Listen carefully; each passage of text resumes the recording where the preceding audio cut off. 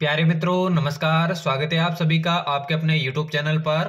तो आज की क्लास में हम बात करने वाले हैं दोस्तों बीएसटीसी और पीटीटी 2025 की परीक्षा के लिए राजस्थान जीके के मोस्ट इंपोर्टेंट प्रश्नों के ऊपर। आपके पीटीटी के दोस्तों फॉर्म देखिए शुरू हो चुके हैं और बीएसटीसी के भी दोस्तों बहुत ही 5-6 दिनों में दोस्तों शुरू होने वाले हैं। ऐसे में दोस्तों आपकी जो है तैयारी दोस्तों अभी से आपको शुरू कर देनी है, क्योंकि पहली बार में अगर आपको सिलेक्शन लेना है तो दोस्तों बेहतरीन नंबर आपको पहली बार में स्कोर करने पड़ेंगे। डेली क्लासेस दोस्तों आज से आपकी शुरू होने वाली हैं, जहां पर सारा सिलेबस आपको क्लियर करवाया जाएगा। तो क्लास को आप सभी को एंड तक वॉच करना है। तो बिना किसी देर के आज के महत्वपूर्ण प्रश्नों की क्लास को शुरू करते हैं। चलिए पहला प्रश्न देखिए। तो पहला प्रश्न आपके सामने है, देखिए राजस्थान में बीहड़ भूमि का सर्वाधिक क्षेत्र किस जिले में है? ऑप्शन से कोटा, बारा, बूंदी या फिर धौलपुर। सभी अभ्यर्थियों को कमेंट के माध्यम से आंसर बताते ही रहना है। तो पहले प्रश्न का जल्दी से राइट आंसर बताइए। राजस्थान में बीहड़ भूमि का सर्वाधिक क्षेत्र कौन से जिले में है? तो पहले प्रश्न के राइट आंसर की बात करें, आपके धौलपुर जिले में दोस्तों बीहड़ भूमि का सर्वाधिक क्षेत्र है, यानी कि चौथा ऑप्शन जिसने भी सही किया उन सभी का यहाँ पर बिल्कुल करेक्ट आंसर हो जाएगा। बढ़ते हैं जल्दी से अगले प्रश्न की ओर। अगला पूछा गया, दशहरा मेला किस जिले में लगता है? टोंक जिला, जालोर जिला, करौली जिला या फिर कोटा जिला। जल्दी से सभी विद्यार्थी इसका आंसर बताइए। जो दशहरा मेला दोस्तों कौन से जिले के अंदर लगता है, यही आप सभी से पूछा गया है। तो जल्दी से सभी विद्यार्थी इसका आंसर बताइए। तो राइट आंसर की बात करें दशहरे मेले की, तो दशहरा मेला दोस्तों आपके कोटा जिले में लगता है, यानी कि चौथा ऑप्शन इसका राइट आंसर हो जाएगा। बढ़ते अगले प्रश्न की ओर। अगला प्रश्न पूछा गया, निम्न में से कौन सा मेला राजस्थान से संबंधित नहीं है? बेणेश्वर मेला, पुष्कर मेला, खेजड़ली मेला या फिर कुंभ मेला। जल्दी से सभी विद्यार्थी इसका आंसर बताइए। इनमें से कौन सा मेला है जो राजस्थान से संबंधित नहीं है, यही आप सभी से पूछा गया है। तो देखिए बेणेश्वर मेला, पुष्कर मेला, खेजड़ली मेला, ये तीनों मेला आपके राजस्थान से संबंधित है, लेकिन जो कुंभ मेला है वो राजस्थान से संबंधित नहीं है, और यही इस प्रश्न का बिल्कुल करेक्ट आंसर हो जाएगा। चलिए बढ़ते अगले प्रश्न की ओर। अगला पूछा गया, कीर्ति स्तंभ का निर्माता इनमें से कौन है? महाराणा भीम सिंह, सवाई जय सिंह, महाराणा जगत सिंह या फिर राणा कुंभा। जल्दी से सभी विद्यार्थी इसका आंसर बताइए। इंपॉर्टेंट प्रश्नों की क्लास होने वाली है, यहां से प्रश्न आपको सीधे एग्जाम में मिलने वाले हैं, तो क्लास को बिल्कुल भी मिस नहीं करना है। कीर्ति स्तंभ का निर्माता इनमें से कौन है? तो राइट आंसर की बात करें, कीर्ति स्तंभ का निर्माण दोस्तों महाराणा कुंभा के द्वारा करवाया गया था। चौथा ऑप्शन इसका बिल्कुल राइट आंसर हो जाएगा।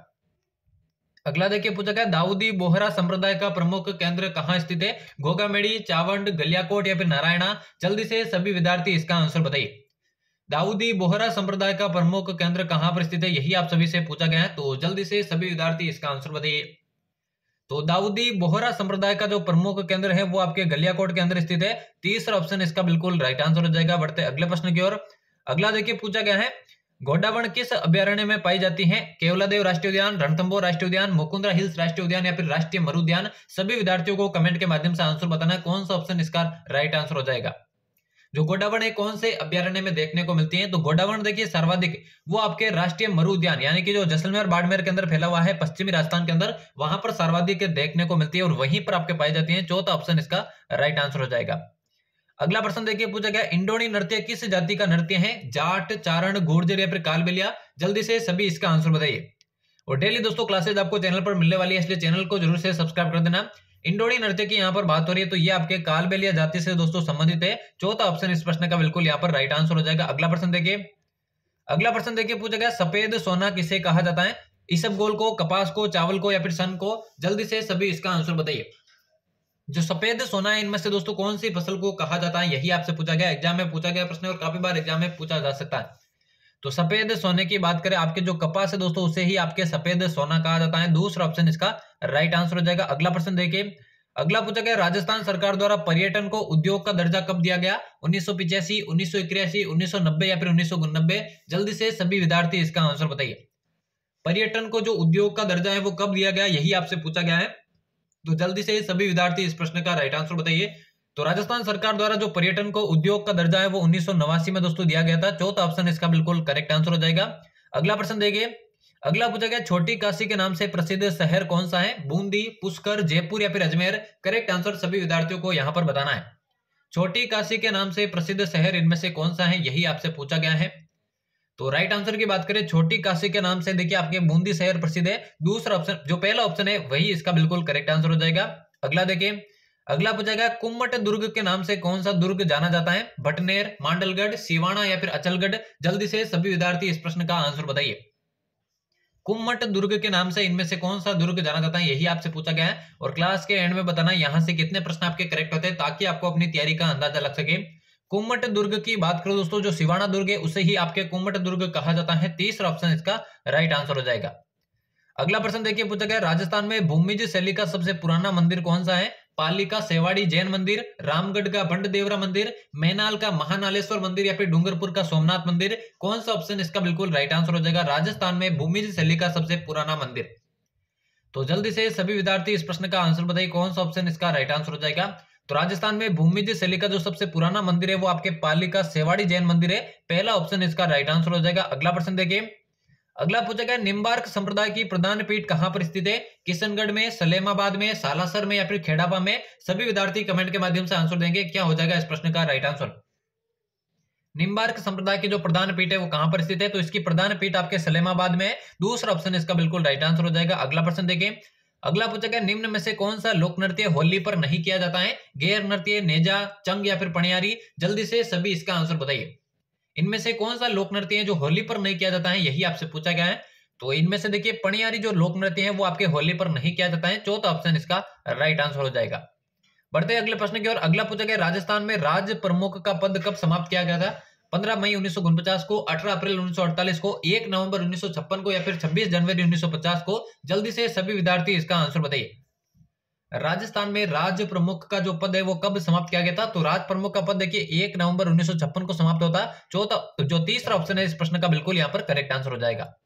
अगला प्रश्न पूछा गया राजस्थान सेवा संघ की स्थापना कब की गई? 1919, 1921, 1924 या फिर 1926? जल्दी से सभी विद्यार्थी इसका आंसर बताइए। राजस्थान सेवा संघ की जो स्थापना है दोस्तों कब की गई थी, यही आपसे पूछा गया है।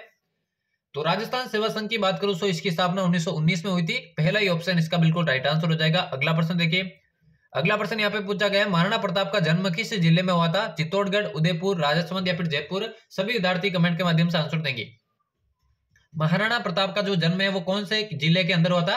तो महाराणा प्रताप का जो जन्म है दोस्तों राजसमंद जिले के अंदर हुआ था। इसमें भी अगर आपसे पूछे तो कुंभलगढ़ दुर्ग में दोस्तों आपके महाराणा प्रताप का जो जन्म है वो हुआ था। कुंभलगढ़ में भी पूछे तो कटारगढ़ में यहाँ पर दोस्तों आपके महाराणा प्रताप का जन्म हुआ था। तीसरा ऑप्शन इसका करेक्ट आंसर हो जाएगा।